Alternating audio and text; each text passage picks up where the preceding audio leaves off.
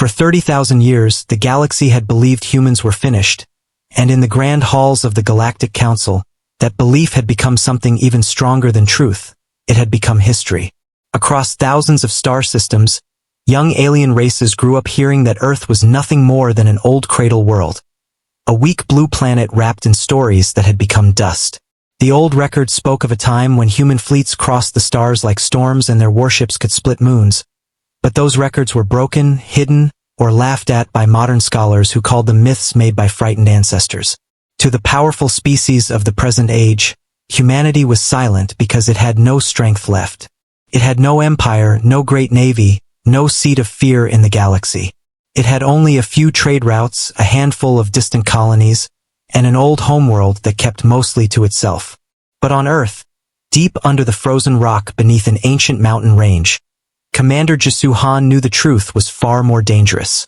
He stood in a chamber carved by machines so old that even human science no longer fully understood them, and in front of him, a wall of black metal pulsed once every minute like the heartbeat of something asleep. He had spent his whole life guarding a secret that no one in the open government was allowed to speak aloud. Humanity had not become silent because it had grown weak.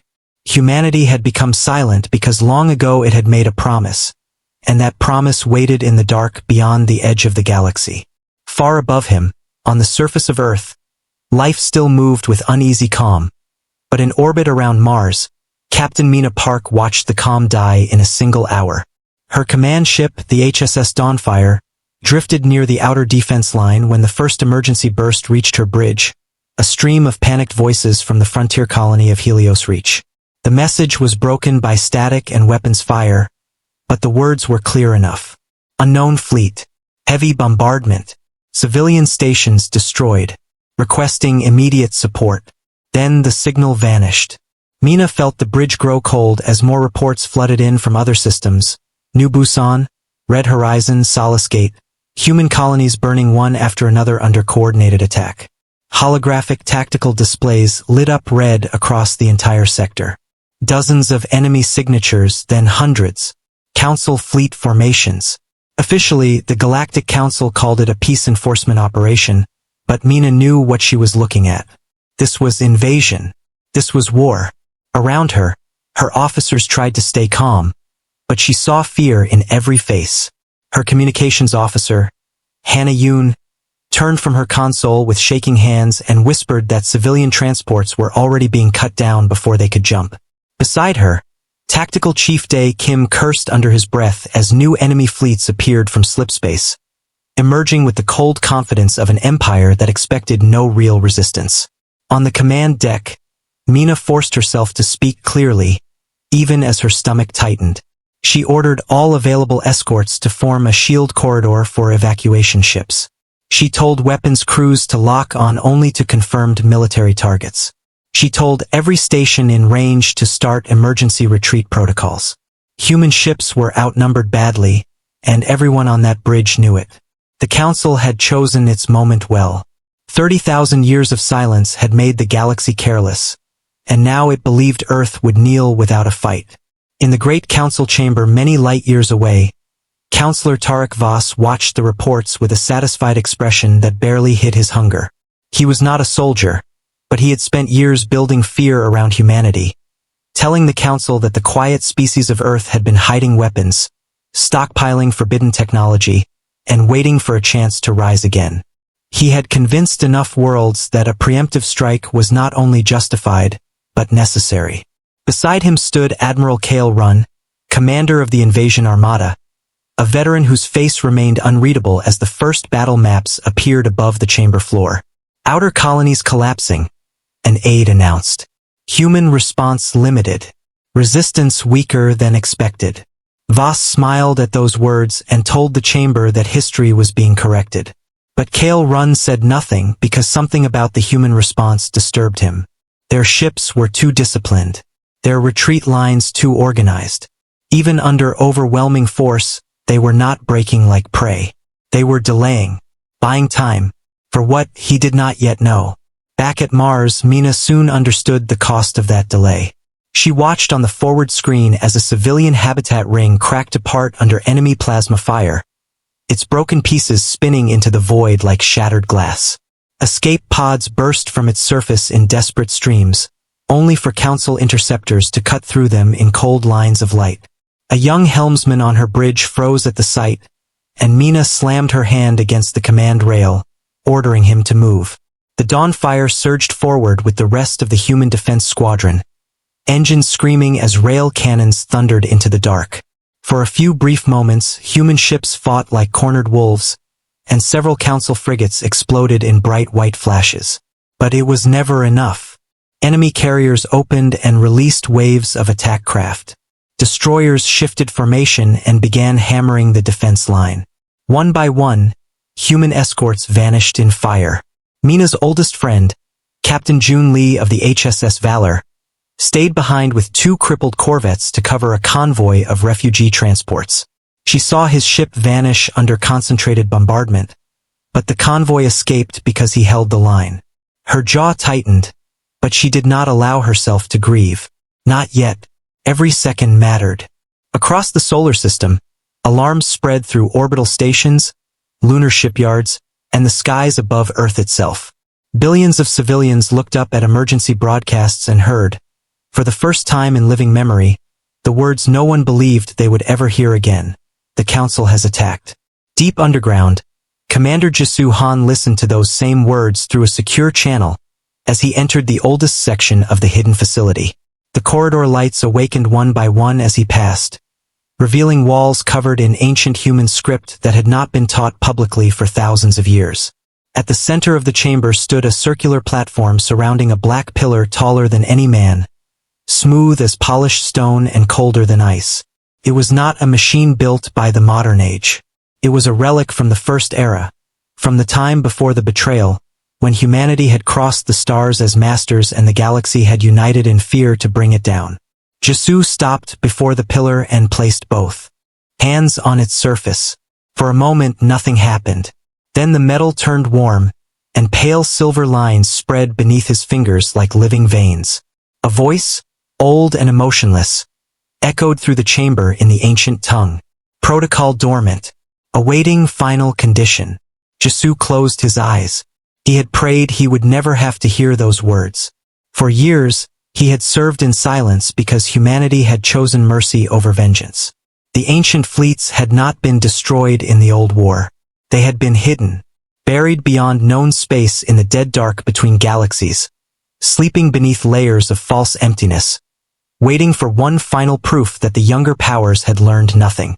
The protocol could only be activated if human blood was spilled in an unprovoked attack on Earth and its colonies. The condition had been designed to prevent rash revenge. It had been meant as a last shield, not a first weapon. Now the condition was met. On his wrist display, fresh casualty numbers appeared from the frontier worlds, then Mars, then the outer orbitals. Entire colonies gone. Thousands dead. Then tens of thousands. Then more. Jisoo's face remained still, but something inside him hardened into iron. "This is Commander Jisoo Han," he said quietly. "Authorization Sigma Black. Final condition confirmed." The chamber trembled as ancient systems awoke under the mountain. Locked doors sealed behind him. Power surged through forgotten reactors beneath Earth's crust.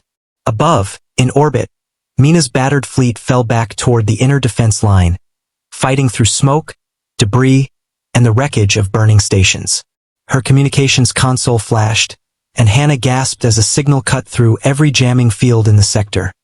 An encrypted human code so old that none of the younger officers recognized it. Mina did. Her father had once shown her the symbol as a child and told her it was only a legend. Now it glowed on her screen like a promise returning from the grave. 3 words appeared beneath it. "Hold the line." Mina stared at the message for one breath, then straightened and gave new orders. No retreat to Earth's atmosphere. No surrender. Every ship was to keep fighting, keep moving, keep the enemy busy for as long as possible. Her officers looked at her as if she had gone mad, because the Council Armada kept growing, and on the tactical map it seemed impossible that anything could save them. But there was something in her eyes that changed the bridge. Fear became resolve. Outside, human destroyers swung back into formation. Corvettes dove into enemy fire to protect refugee carriers. Old orbital cannons lit the darkness with streaks of white rage. They were not fighting to win. They were fighting for time. In the council chamber, Voss laughed as reports showed Earth's defenses bending under pressure. He declared that by dawn, humanity would be broken forever. But Admiral Cale Run was staring at a separate data feed from the deep-range observatories, and for the first time in many years, real unease entered his voice. In the uncharted void beyond the edge of the galaxy, a region so empty that no fleet ever crossed it, the stars had begun to vanish. Not because they were dying, but because something vast was moving between them. Sensors failed trying to measure it. Gravity rippled where no mass should exist. Entire scout arrays went dark. Cale asked for confirmation twice, then 3 times, and each answer was worse than the last. It was not a storm, not a singularity, not any known natural event. It was a vessel, one ship, a ship so large that the instruments could not map its full shape. As the council chamber fell into confused silence, deep beneath Earth, Jesu opened his eyes as the black pillar split apart in a ring of silver fire. A beam of compressed quantum light launched upward through layers of stone, invisible to the naked eye, racing across interstellar darkness faster than any modern transmission. It crossed the edge of human space, passed beyond old maps, and reached the place where nothing should have been waiting. In that endless dark, hidden for 30,000 years, ancient metal groaned like a mountain waking from sleep. Lights spread across a hull blacker than space itself. Forgotten engines stirred. Vast weapon arrays unlocked one by one. At the center of the colossal vessel, an old artificial mind came online and read the signal in perfect silence. Earth attacked. Human blood spilled. Retaliation authorized. And then, in the cold darkness between galaxies, the ancient warship opened its eyes. Far beyond the last known border of the galaxy, where ancient maps showed only dead space and broken light, the darkness itself seemed to move. At first, the deep-range council observatories thought their systems were failing, because entire clusters of stars began disappearing from the screens one after another, not destroyed but blocked, as if something impossibly large was passing in front of them. In the command towers of the Galactic Council, alarm signals spread faster than the battle reports from Earth, and for the first time since the invasion began, fear entered voices that had been full of confidence only minutes before. Admiral Cale Run stood in silence as the data streamed across the tactical glass before him, his sharp eyes following impossible readings. Gravitational waves without a source, sensor shadows larger than moons, energy signatures so old and strange that modern council systems could not classify them. Around him, officers argued, scientists shouted, and Counselor Tarek Voss demanded explanations, but no one had one. The only thing they knew was that something enormous had awakened in the dead dark, and it was coming straight toward human space. Back near Mars, Captain Mina Park barely had time to process the coded message before the battle around her became even worse. Council destroyers pushed through the shattered remains of the outer defense line like a steel tide, firing into retreating human formations while burning stations drifted apart in the void. The HSS Dawnfire shook under repeated impacts as enemy plasma bursts struck its shields, and sparks rained from damaged panels across the bridge. Hanayun struggled to keep communications open while Day Kim barked target locks and shield failures at the same time. But Mina's face stayed hard and focused as she guided the ship through clouds of wreckage and fire. She did not know what exactly was coming from the darkness, only that Commander Jisuhan had sent the old code. And that meant one thing: the stories were real. All her life, she had heard whispers from older officers, strange quiet words spoken only behind sealed doors, tales of a lost human age when Earth had ruled the stars and built ships so powerful that whole civilizations had once trembled at their names. But those were only legends to most people, buried under 30,000 years of silence and shame. Now, as human ships died all around her and the Council Armada tightened its grip around the inner system, Mina felt those old legends becoming something else. She felt them becoming present. "Hold formation," she ordered, her voice cutting through the panic on the bridge. "Protect the evacuation lanes. No ship falls back unless civilians are clear." Some of her officers stared at her like the order was madness, because the tactical display showed the truth in cruel red lines. Earth's surviving defense fleet was badly outnumbered, badly damaged, and running out of time. Yet no one argued. Human destroyers turned again toward the enemy.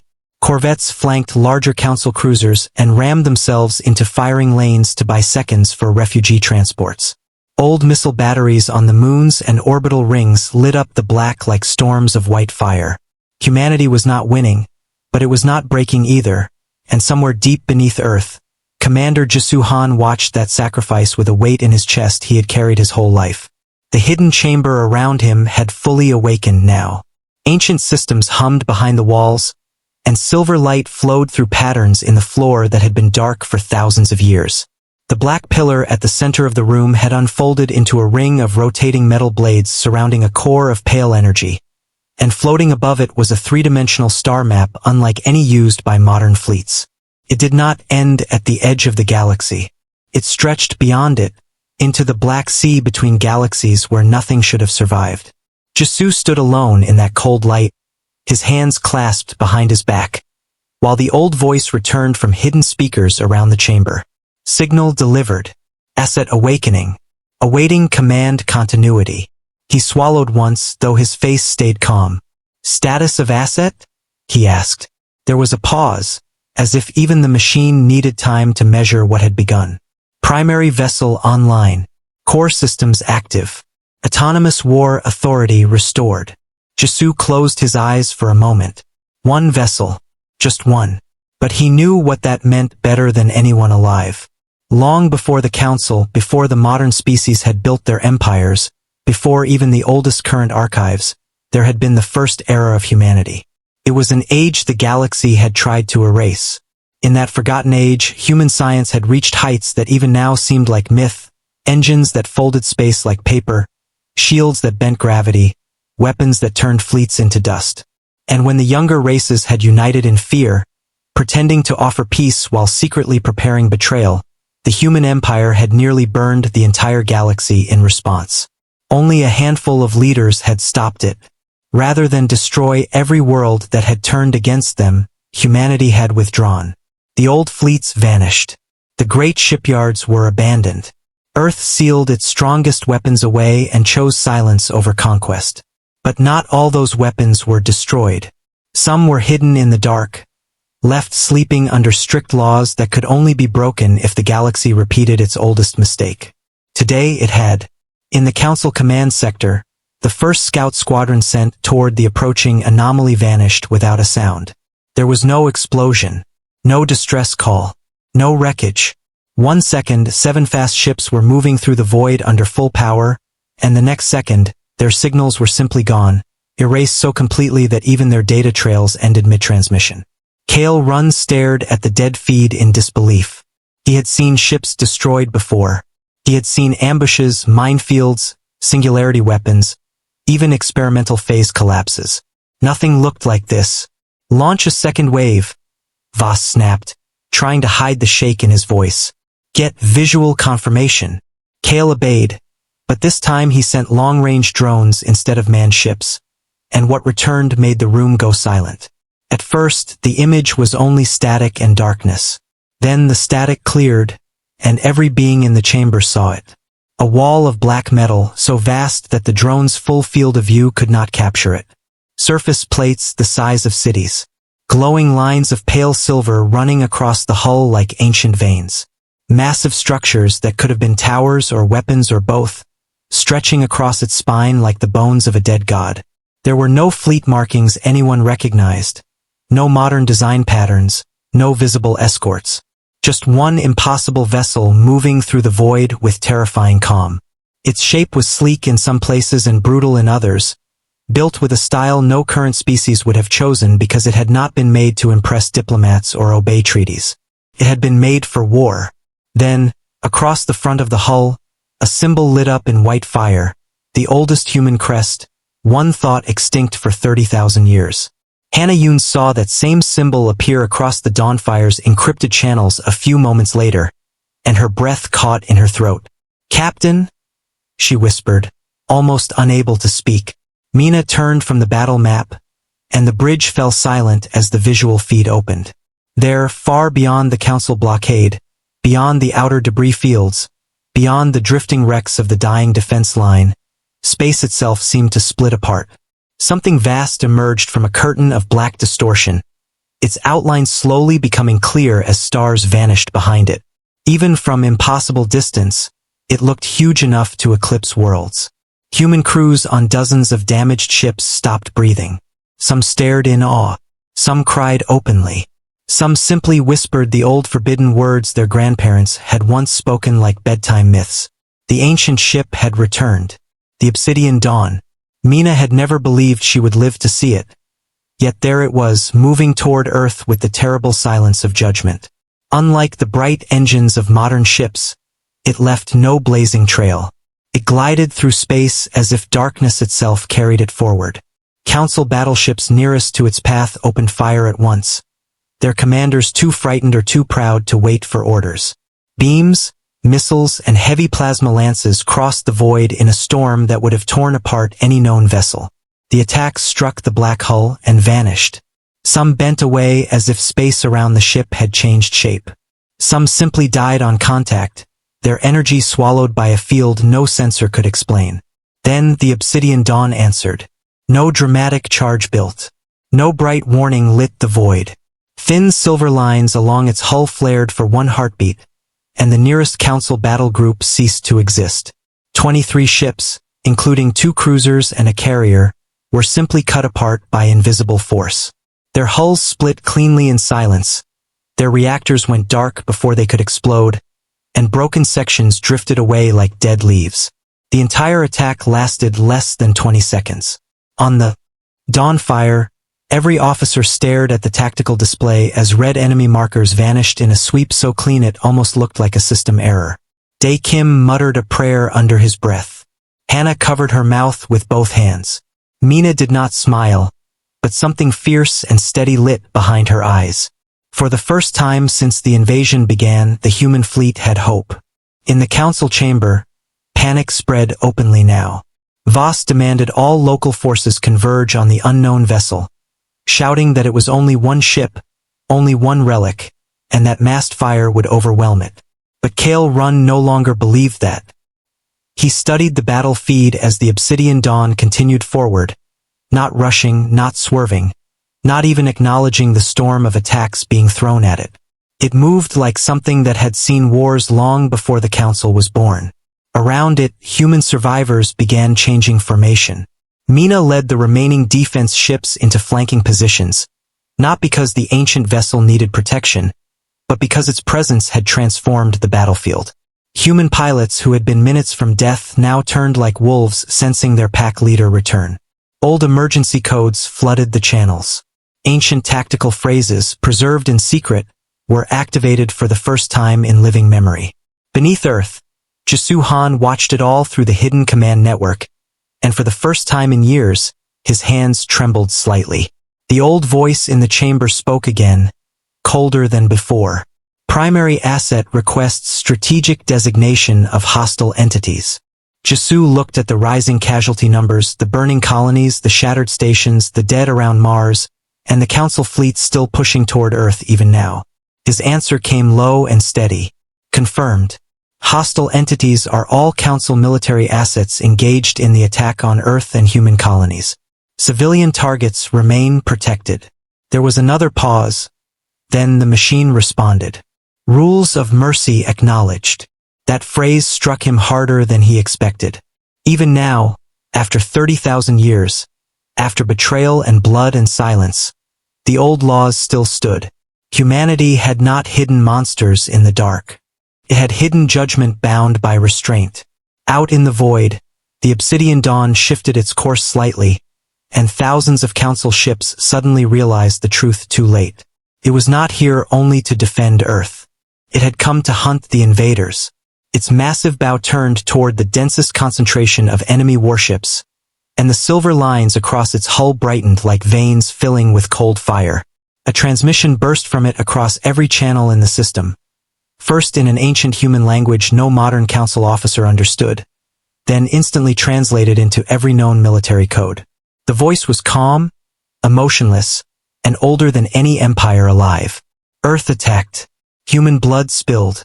Retaliation has begun. And as that message echoed across burning space, the ancient warship drove deeper into the Council Armada, while far beyond the battlefield, in forgotten sectors buried under black dust and dead stars, 12 dormant beacons flickered once in the dark as if something else, somewhere even older, had heard the call and begun to listen. The moment the ancient warship spoke, the battlefield around Earth changed forever. What had begun as a clean council invasion turned into pure terror, and every officer on every side felt it at once.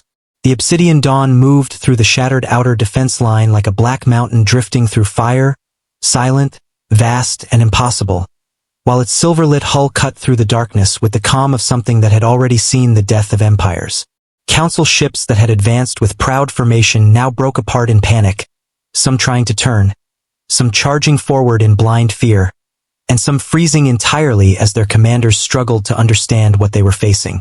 On the bridge of the HSS Dawnfire, Captain Mina Park stared at the tactical display as enemy markers vanished in long arcs ahead of the ancient ship. The Obsidian Dawn did not waste movement. It did not fire wildly. It struck only where it chose, and every strike was precise. One Council destroyer group vanished when space around them folded inward like crushed paper. A carrier line lost power across all systems at once, drifting helplessly before silver lances cut them apart. A missile cloud launched from a distant cruiser squadron froze in place, then reversed direction and tore through the ships that had fired it. Dae Kim, still gripping the tactical rail with white knuckles, whispered that no modern weapons platform should be able to do all three at the same time. Hannah Yoon had no answer. No one did. Mina forced herself to stay focused. The warship's return was not the end of the battle. It was the beginning of something far larger. All surviving ships, she ordered over Fleet Command, her voice steady despite the storm around them. Reform on the ancient channel. Support civilian corridors. Strike disabled council targets only when safe.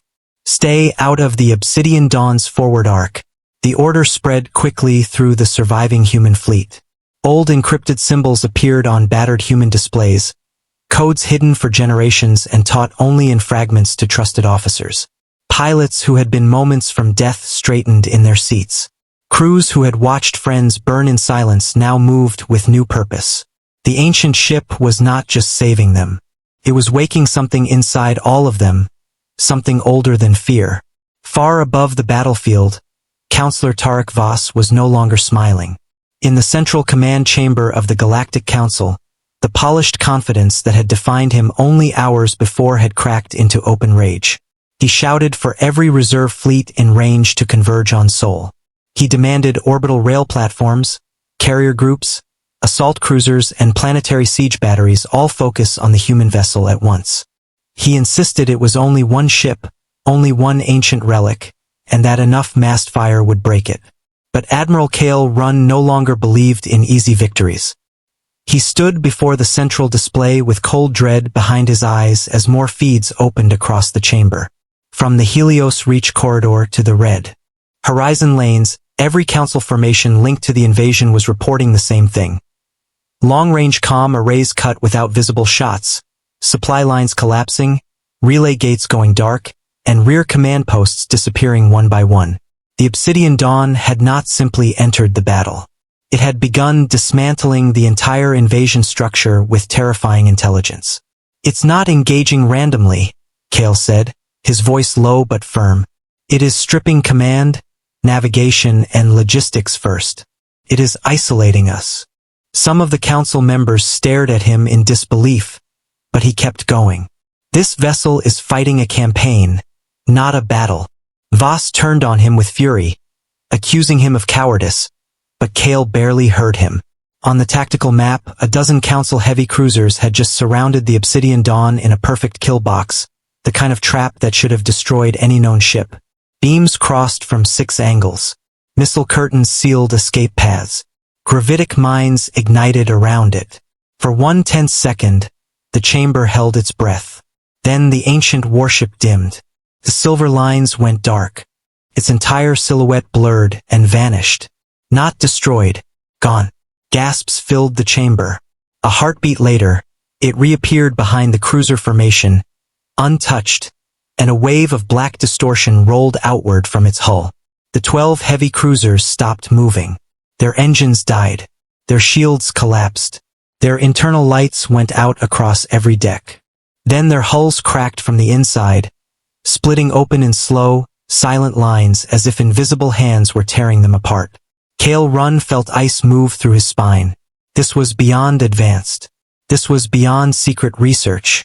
This was first-era human warfare, the kind of nightmare older species had once buried in myth because memory alone had become unbearable.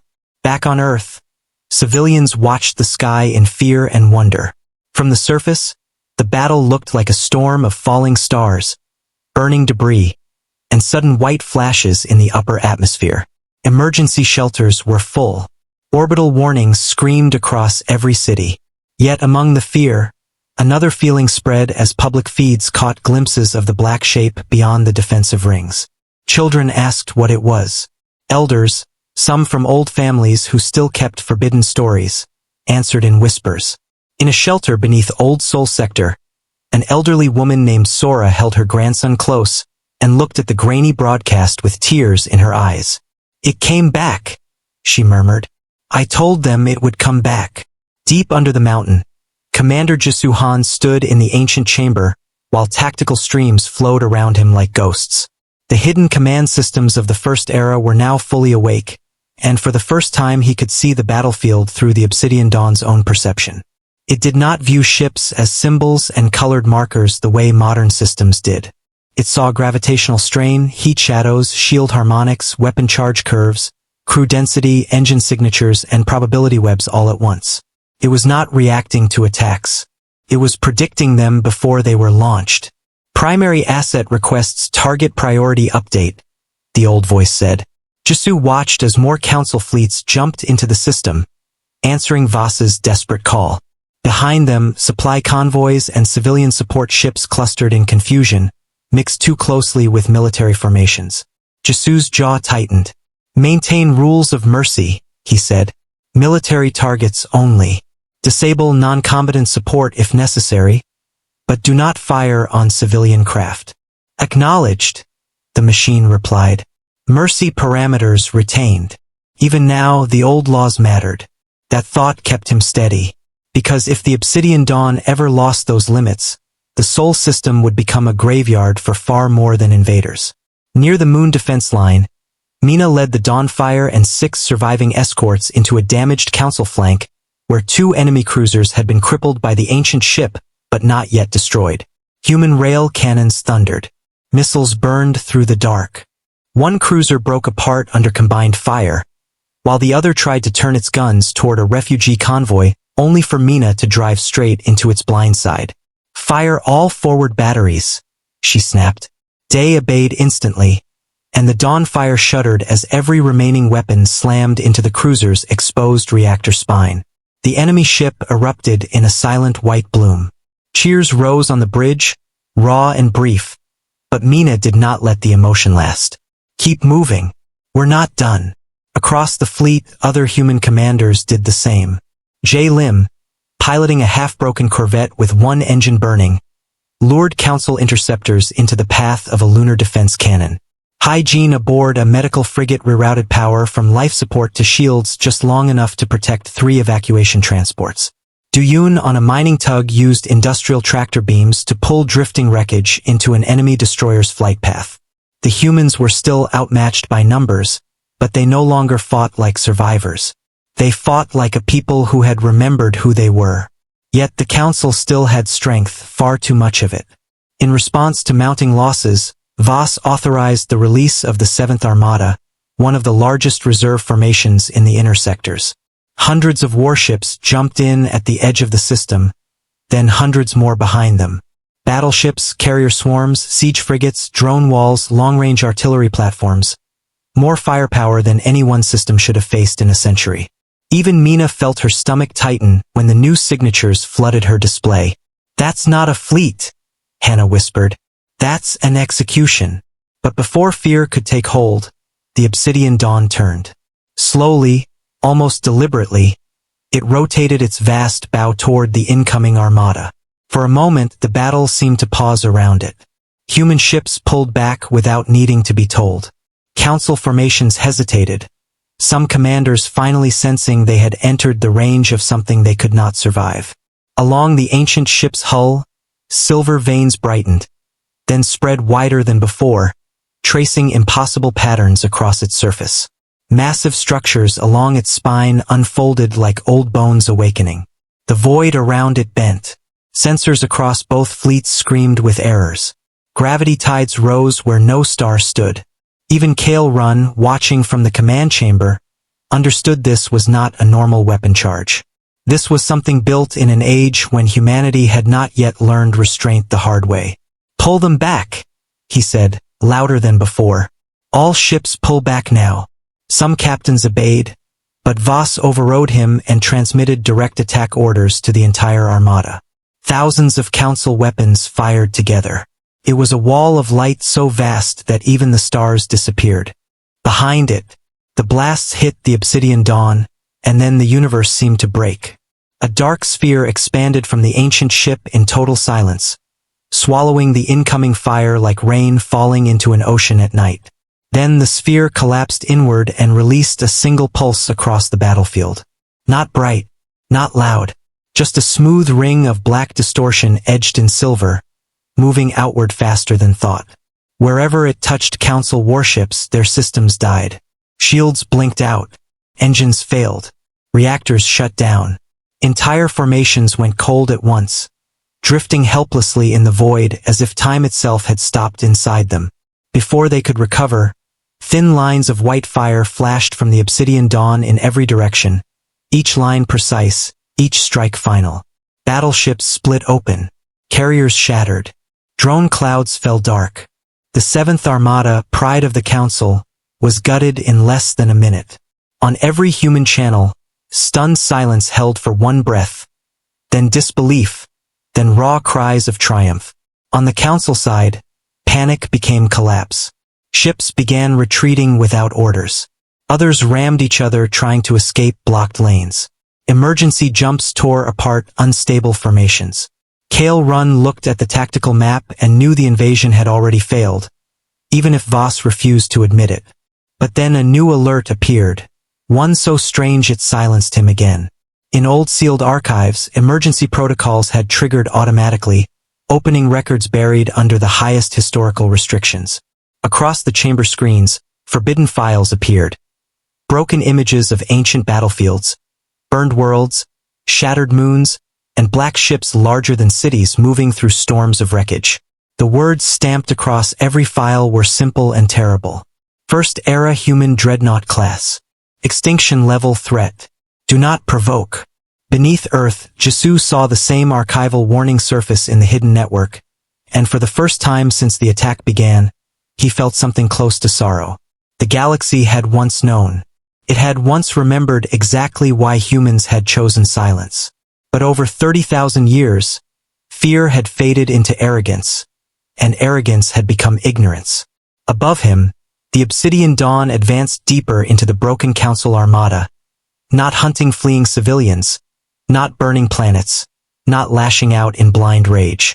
It struck command ships, siege platforms, gate controllers, and weapons carriers, everything built to continue the invasion. Its restraint was almost as terrifying as its power. Then, as if to make sure every world understood what was happening, a new transmission burst from the ancient vessel across all military and civilian frequencies in the system. The voice was the same cold, old machine tone, but this time the message was longer. The first warning was forgotten. The second warning is now delivered. Withdraw from Earth. Withdraw from human space. Further aggression will be answered. Mina heard it on the bridge and exhaled slowly, but before anyone could speak, Hannah's console flashed with a new signal. One buried so deep in human command history that even she almost missed it. 12 faint pings, each from impossible distances in forgotten sectors, each tagged with the same ancient crest. Mina looked up at the stars beyond the burning wrecks and understood what Jisoo had not yet said aloud. The obsidian dawn was not alone. It had only been first. The warning from the obsidian dawn spread across the galaxy faster than fear itself, and for the first time in 30,000 years, Every world under the Galactic Council stopped and listened. In military command halls, trade stations, orbital cities, mining colonies, and distant border systems, beings of every race watched the same battle feed and saw the same impossible truth. The humans they had mocked as weak had returned with a weapon older than modern civilization, and that weapon had already shattered one of the greatest invasion forces ever assembled. But instead of bringing peace, the warning only pushed the council deeper into madness. In the central chamber, Counselor Tarek Voss stood red-faced and shaking, his voice breaking as he shouted that the humans were trying to frighten the galaxy into surrender. He called the Obsidian Dawn a relic, a bluff, a single terror ship meant to force negotiations through fear. He accused Admiral Kale Run of losing his nerve and ordered every remaining fleet in the inner sectors to continue the assault on Earth. Many council members hesitated now, some openly demanding retreat, some asking for emergency talks, but Voss had prepared for dissent long before the war began. He activated executive wartime authority and locked the chamber into combat command. The moment he did, Kale felt a deeper kind of dread than he had even when the ancient dreadnought first appeared, because he knew Voss well enough to understand what came next. The man would rather burn stars than admit he had been wrong. In the Sol system, Captain Mina Park watched the enemy formations scatter and reform in confusion as the Obsidian Dawn carved through them with cold precision. But she also saw something worse gathering at the edge of the tactical map. New jump signatures. Heavy ones. Not reinforcements in the usual sense, these were fixed platform carriers and siege escorts moving in a locked pattern. Her eyes narrowed. "That's not another fleet," Dae Kim muttered, reading the same data. "That's a weapon convoy." Hannah Yoon's hands moved fast over her console, pulling fragmented signals from council command bands. And when she finally looked up, her face had gone pale. "Captain, they're assembling a stellar breach array." The bridge fell silent. Even damaged human officers who did not know the exact design understood the meaning. A stellar breach array was not a battlefield cannon. It was a forbidden superweapon built to crack planetary shields, collapse orbital defense grids, and, if fired at full output, turn entire worlds into burning debris. It was supposed to exist only in sealed theory after old treaties banned it. Yet Voss had brought one to Sol. Mina felt a hard chill move through her chest, but her voice stayed steady. "All ships, priority target update. We stop that weapon or Earth dies." Around her, the battered human fleet answered at once. There was no hesitation now. No fear of the odds. Human ships that should have been retreating swung toward the outer arc where the council convoy was assembling under the cover of dozens of heavy escorts. At the same time, deep beneath Earth, Commander Jisoo Han saw the same threat bloom across the hidden First-Era tactical network. The ancient systems instantly recognized the configuration and painted it in blood-red warning across the floating display. He had not seen that color since training simulations in his youth, and he had hoped never to see it for real. "Primary hostile preparing Class 7 annihilation strike," the old voice in the chamber said. "Projected target, Sol core worlds. Probability of mass civilian death, extreme." Jisoo clenched his jaw. For 30,000 years, humanity had stayed silent because it had believed the galaxy might someday choose wisdom over fear. The Obsidian Dawn had already offered a second warning, and still the Council had chosen escalation. He opened a secure channel to Mina, his image flickering onto the bridge of the Dawnfire for the first time since the war began. She looked older than she had hours ago, smoke-lit and tired, but her eyes were still sharp. "Mina," he said, wasting no words. "Voss is forcing a kill strike. The Obsidian Dawn can intercept, but not without exposing Earth's upper orbit. You need to break the escort screen before the array charges." Mina nodded once.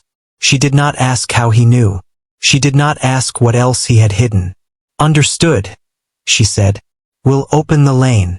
Then the channel cut, and the Dawnfire surged forward with what remained of the human defense line. The battle that followed was the ugliest yet.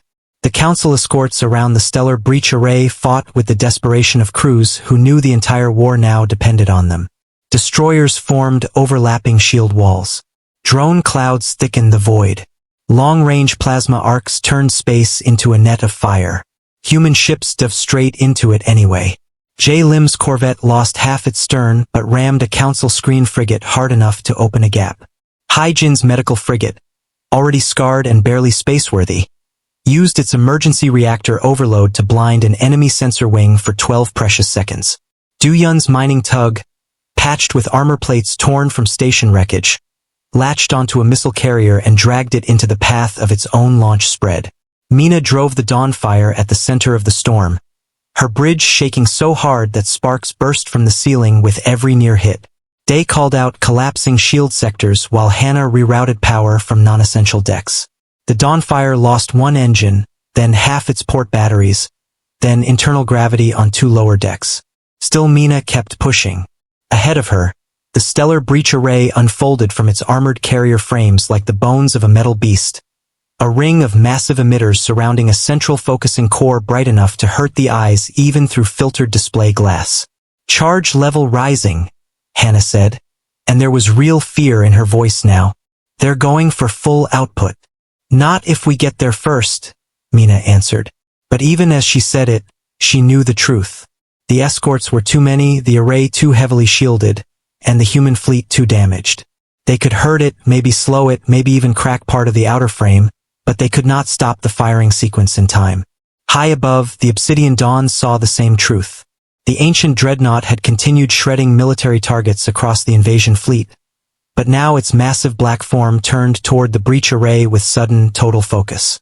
Along its hull, silver lines burned brighter than at any point before, and the space around it trembled under forces modern sensors could barely survive reading. Council ships in its path tried to scatter, but many simply died where they stood as narrow gravitic spears punched through them without visible travel time. The Obsidian Dawn reached the firing corridor just as the stellar breach array released its charge. Beam of white gold destruction, wide as a city and hotter than a star's skin, tore across the void straight toward Earth. For one terrible instant, every human watching thought the world was lost. Then the ancient dreadnought moved in front of it. The beam struck the black hull, and the entire Sol system seemed to scream. Shockwaves rolled across orbit. Defense satellites burst apart. The moon's outer gun platforms cracked under the energy surge. Windows shattered in cities below. The Obsidian Dawn's silver veins flared blindingly bright as it absorbed, bent, and fought the impossible force crashing into it. But even that legendary vessel could not catch all of it. Splintered streams of the beam broke around its defensive field and struck the outer orbitals. One civilian habitat ring above Earth exploded in a storm of fire. 3 defense stations vanished. Lunar dockyards lost whole sections in seconds. Millions died in that single broken flash. In shelters across Earth, the shock rolled like thunder through the ground. In orbit, Mina saw burning debris rain across the planet's night side, and something inside her changed. She had fought with discipline since the first attack, holding to orders, holding to hope, holding to the belief that survival was enough. But now she looked at the dying lights of those orbitals and felt a deeper, older anger rise in her like a tide. On the Dawnfire's bridge, no one spoke for a moment. Even Day, always sharp with numbers and threats, stared in silence at the casualty feed. Then Mina straightened. Her voice, when it came, was colder than before. "All human ships," she said across the fleet. The Council just crossed the last line, hit everything. Deep beneath the mountain, Jasu Han watched the orbital deaths bloom across his display, and for the first time since he entered the chamber, his composure broke. Not in noise, not in panic, just in the stillness of a man who had spent his life guarding restraint and had now watched that restraint answered with slaughter. The ancient voice in the chamber spoke again, almost gently. "Mercy parameters remain active. Additional assets available under final authority." Jasu knew what that meant. He had trained for this moment in simulations no one believed would ever become real. There was one command above all others, a command sealed behind more laws and blood oaths than any modern government knew existed. He had hoped never to speak it. If the Obsidian Dawn was the first warning, this command was the end of patience. He opened the deeper layer of the star map, and the galaxy peeled back like skin, revealing 12 black points hidden in forgotten dead zones far beyond trade lanes, beyond colonies, beyond curiosity. Each point was dormant. Each point was a first-era warship. Not one as large as the Obsidian Dawn, but each still powerful enough to end civilizations. His hands hovered over the controls for one breath. Then he gave the order. "This is Commander Jisuhan. Final authority confirmed. Release the silent fleet." The chamber answered with a low mechanical tone that sounded almost like a bell in a tomb. Across 12 forgotten sectors, buried in dust clouds, under false asteroid shells, inside dark nebulae, and beneath the frozen silence of dead systems, ancient beacons awakened. Black hulls older than history lit with pale silver veins. Engines that had slept for 30,000 years began to burn. In the council chamber, alarms exploded across every display as impossible energy signatures appeared all across the map. Voss stared at them in horror, finally understanding that the Obsidian Dawn had never been the whole threat. It had been the first hand raised, not the fist. Kale Run felt something like despair settle into his bones. "You fool," he said, not even caring who heard him. "You forced the second awakening." Voss spun on him, screaming for all fleets to hold formation, to continue the attack, to prepare the Council Corps for total war. But many commanders no longer listened. Some began emergency withdrawal. Some cut channels entirely. Some demanded surrender terms. Others, still trapped near Earth, simply tried to run. Yet one choice remained to Kale. He could follow Voss into madness, or he could do the only honorable thing left. He opened a private military override channel and transmitted false route clearances to every civilian convoy still trapped near the battle, creating an escape corridor through a collapsing section of the Council formation. Thousands of non-combatants, both human and alien, began slipping free because of him. It would be called treason if anyone learned the truth, but Kale no longer cared. Above Earth, the Obsidian Dawn finally broke the stellar breach array apart with a focused gravitic strike that folded the superweapon in on itself like burning paper. Its escorts died around it in white fire. Mina's fleet tore through the survivors with grim fury, and when the last major escort carrier split apart, she looked up at the widening darkness beyond the battle and saw them. At first, they were only shadows where stars should have been. Then one by one, 12 ancient silhouettes emerged from the black, each marked by the old human crest, each moving in perfect silence, each surrounded by faint silver light that made the void itself seem colder. The human fleet went still on every channel. Some cried. Some laughed in disbelief. Some simply whispered the names from half-forgotten legends. The silent fleet had come. And as the 12 warships entered the Sol system behind the Obsidian Dawn, the stars above Earth seemed to dim, not because the light had faded, but because the galaxy was finally remembering what human patience had been hiding all along. As the 12 ancient warships of the Silent Fleet entered the Sol system, the war stopped being a battle for Earth and became a judgment for the entire galaxy. Every surviving Council commander saw the same terrible image on their tactical screens. 13 First-Era human warships now held the space around Earth, with the Obsidian Dawn at the center like a black king among shadows, and around it the other dreadnoughts spread out in perfect formation, each one silent, each one ancient, each one carrying the same pale silver fire across its hull. The Council fleets that had come to crush a weak species now broke in panic. Some ships turned and ran so fast they tore themselves apart in unstable jump attempts. Others shut down weapons and broadcast surrender codes. A few, still loyal to Counselor Tarek Voss or too proud to accept reality, fired in blind desperation and vanished seconds later under cold, precise strikes from the Silent Fleet. Captain Mina Park stood on the bridge of the battered HSS Dawnfire, one hand gripping the command rail so tightly her knuckles were pale, and watched the impossible become real. Around her, officers who had expected to die only an hour before now stared in stunned silence at the dark giants drifting above Earth like the return of lost gods. Hannah Yoon had tears on her face and did not bother hiding them.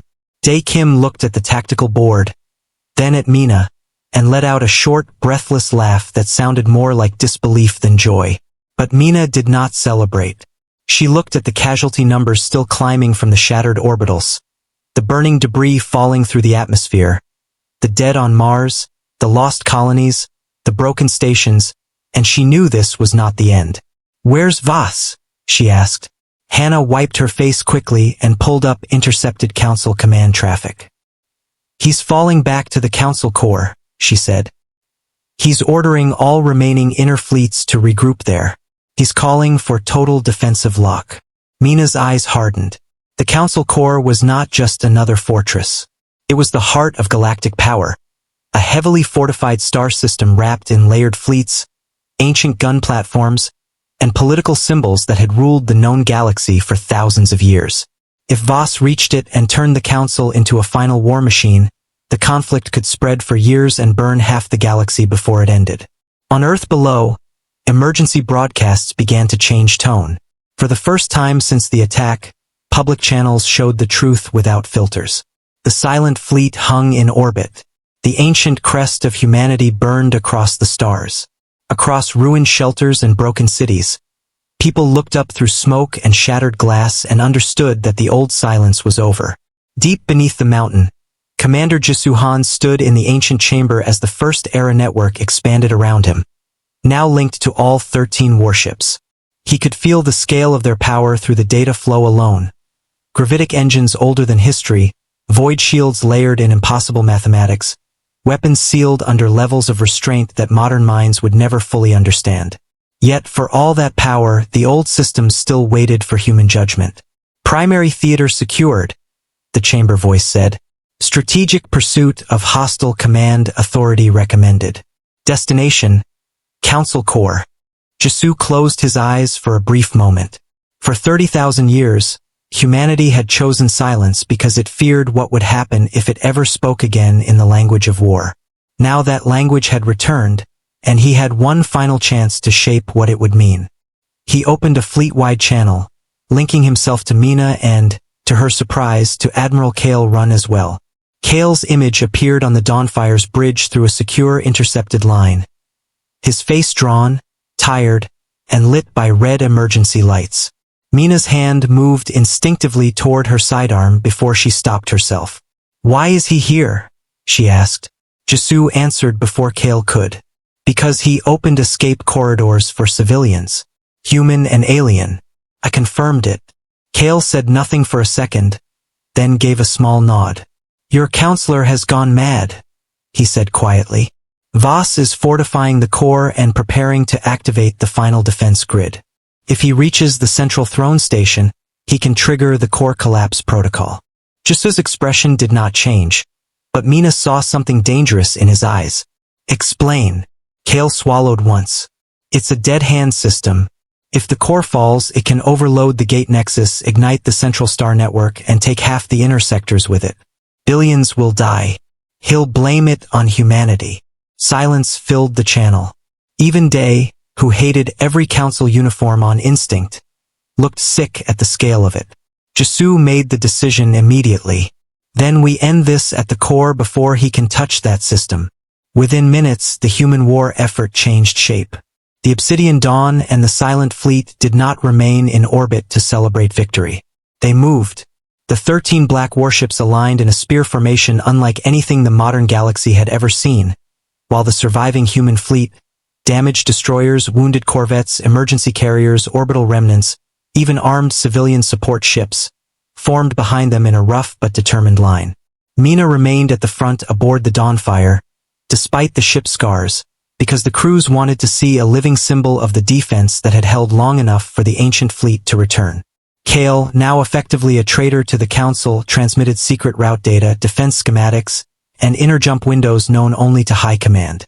He knew every file he sent made his return impossible, but he kept sending them. Humanity did not refuse his help. That mattered to him more than he expected. When the combined force entered slipspace, the jump itself felt different. Modern ships tore through slip lanes like knives through cloth. The first-era dreadnoughts moved as if the cloth had never existed. Entire corridors bent around them, stable and dark, and the human fleet rode in their wake through a path no Council scanner could predict. By the time alarms began sounding at the Council core, it was already too late. The human fleet emerged at the edge of the most fortified system in known space, and for one long breath the galaxy seemed to stop. The Council core hung ahead like a jeweled crown around a bright central star, ringed by layered defense stations, fortress moons, orbital citadels, and the largest assembled military force the Council had left. Thousands upon thousands of warships waited in overlapping walls, their guns aligned, their shields locked, their commanders either terrified or fanatical. At the center floated the throne station, a vast circular structure where Voss had sealed himself with the Emergency Command Council and the final activation keys. "All units," Mina said, her voice carrying across every human channel. "Today is not about revenge. Today is about ending this before the galaxy burns." The order spread, and it mattered. The human fleet was angry enough to destroy everything in sight, but anger alone would have made Voss's plan easier. The Obsidian Dawn moved first. Its silver veins lit, and the space ahead of it folded in silent waves. Outer defense guns fired in unison, a wall of energy bright enough to hide the stars. The ancient dreadnought took the first storm, shields bending under the impact, then answered with a gravitic burst that crushed 3 fortress lines at once. Around it, the 12 silent fleet warships split outward, each choosing a different arc, each striking not for civilian stations or habitats, but for weapons hubs, command relays, and gate controllers. The battle that followed was the largest in living memory. Human destroyers slipped through openings made by ancient lances and hammered exposed carriers.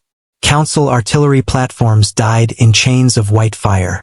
Fortress moons cracked open under surgical strikes that disabled their cannons without shattering their civilian sectors. Mina led the Dawnfire through debris and crossfire toward the inner ring, where the throne station hid behind the thickest shield wall. Day called targets, Hannah kept 1,000 channels alive at once, and the old ship groaned like it might split apart under the stress, but it held. All around them, human pilots fought with a fury sharpened by discipline. J. Lim, flying a patched interceptor that should never have left drydock, destroyed a shield relay by threading through a collapsing wreck field. Hai Jin used a captured Council medical carrier to jam defense drones long enough for refugees trapped in a habitat ring to escape. Duyun took his ugly mining tug straight into a gravitic anchor array and overloaded its industrial core, opening a gap in the station defense net. And still Voss fought on. From inside the throne station, he broadcast across the system with the wild certainty of a man who had gone too far to see the edge. He called humanity monsters. He called the silent fleet proof that humans had always planned galactic domination. He ordered all remaining loyal fleets to hold the line and promised that the core collapse protocol would deny victory to Earth forever. Kale heard the speech through a command relay and closed his eyes. "He's moving to the central control chamber," he told Jisoo.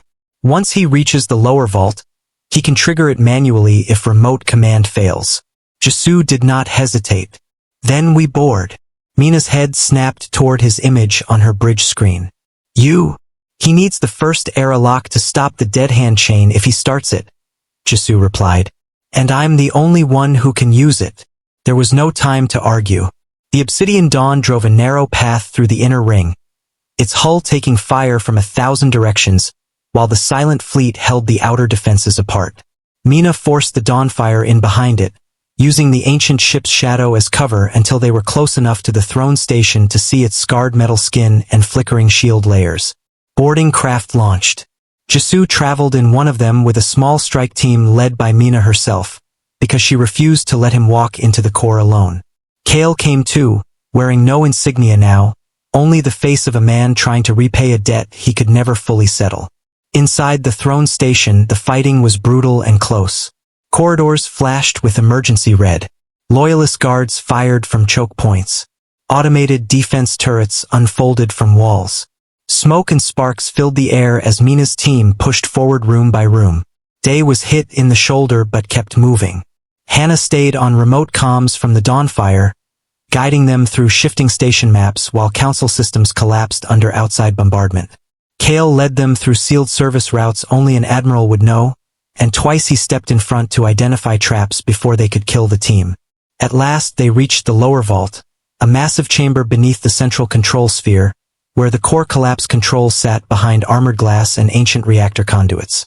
Voss stood there already, pale, sweating, eyes wild, one hand over the final trigger array. He looked at Jisoo and laughed, a broken sound. "You came all this way for a galaxy that hates you," he spat. "If I can't save it from humans, I'll make sure no one gets it." Mina raised her weapon, but Jisoo lifted a hand, stopping her. He stepped forward slowly, the chamber trembling around them as the battle outside shook the station to its bones. "For 30,000 years, Jisoo said, his voice calm in a way that made Voss look smaller. "Humanity stayed silent because we hoped the galaxy would learn. We buried our fleets. We locked away our weapons. We chose mercy." Voss's finger tightened on the trigger. "Mercy is weakness." Jisoo's eyes hardened. "No. Mercy is what saved you." Voss slammed the trigger. Alarms screamed. The chamber lit in violent red. Across the core, ancient dead-hand systems began to wake, but only for an instant. Jisoo stepped onto the first-era control seal at the center of the floor and placed his palm against a black interface hidden under the metal. Silver light exploded through the chamber. The old human crest blazed beneath his feet. "First-era override," he said. "Authority Han. Lock collapse chain. Deny hostile command." The station shuddered. Systems fought each other. Voss screamed as the trigger console went dark under his hand. One by one, the red alarms died. The dead hand chain stopped. The core lived. In that same breath, Mina fired once, shattering the emergency weapon in Voss's grip and dropping him to the floor before he could reach another control. Security feeds, still active across the station, captured everything. Within seconds, Jisoo ordered the full recording broadcast across every military and civilian channel in the system. The galaxy saw the truth. Voss had planned the war, ignored the warning, fired the forbidden weapon at Earth, and tried to burn half the inner sectors rather than admit failure. The effect was immediate. Loyalist resistance collapsed. Council ships powered down or surrendered. Defense grids went dark. Across the core, guns fell silent. Outside, the Obsidian Dawn ceased fire the moment the throne station was secure. The silent fleet followed. They could have reduced the council core to molten debris. They did not. Instead, they disabled the last fortress lines and held position around the system like black judges above a broken throne. Hours later, as emergency crews moved through the station and surviving fleets accepted ceasefire terms, Jisoo stood beside Mina in the command chamber of the throne station and looked out over the central star. Kale stood a short distance away under guard but unchained, because no one had forgotten what he had done to save civilians. The Obsidian Dawn opened a galaxy-wide broadcast channel, and for the first time in 30,000 years, humanity spoke openly to every world. Jisoo delivered the message, but it felt larger than one man. He told them humanity had not returned for conquest. He told them the silent fleet existed because the old betrayal had nearly destroyed everything once before. He told them Earth had stayed quiet not out of weakness, but out of restraint. He told them the Council had attacked first, had been warned, and had chosen slaughter anyway. And then he said the words that would echo for generations. "We do not seek to rule the galaxy. We seek memory, justice, and peace guarded by strength. Attack us again, and silence will not save you." Across countless worlds, people listened in fear, in awe, in shame, and in relief. The war ended not with extermination, but with judgment. The guilty were exposed. The innocent were spared. Earth began to rebuild beneath the shadow of ancient ships that had returned not as tyrants, but as protectors. Weeks later, as dawn rose over the blue curve of the planet, children gathered on rooftops and in repaired shelters to look at the sky. There, hanging above Earth in stillness, was the Obsidian Dawn, its black hull catching the first edge of sunlight like a blade at peace. Mina stood in orbit aboard the Dawnfire. Jisoo watched from the old chamber now opened at last, and far beyond them the silent fleet held quiet watch among the stars. For 30,000 years, the galaxy had mistaken human silence for weakness. Then humanity spoke again, and the stars remembered how to fear.